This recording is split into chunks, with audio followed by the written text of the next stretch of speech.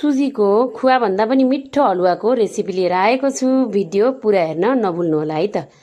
ल बनाउन सुरु गरौँ। अब यो प्यानमा चाहिँ मैले 1 कचौरा जति सुजीलाई राखेँ। यतिकै केही पनि नराखिकन सुजी मात्र राखेको छु। अब एकछिन मजाले यसलाई भुटिदिन्छु। एकैछिन भुटिसकेपछि यो सेतो सेतो हुँदैमा चाहिँ यसलाई निकालेर एउटा बाउलमा खनाइदिन्छु।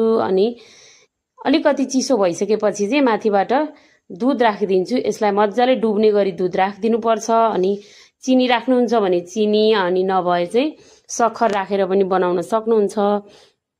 10 मिनेट जति चाहिँ यसलाई एकछिन चलाएर छोडिदिनु पर्छ। अनि माथिबाट चाहिँ ड्राई फ्रुट्सहरूलाई चाहिँ काटेर मजाले यसमा राखिदिन्छु। अब यसलाई चाहिँ यो भाँडामा के पनि नराखिकन यतिकै चलाउँदै पकाउँदै गर्नुपर्छ। अनि सफ्ट भइसकेपछि चाहिँ पाक्न लागिसकेपछि 1 चम्चा जति घिउलाई राखेर मजाले अलि धेरै घिउ राख्नु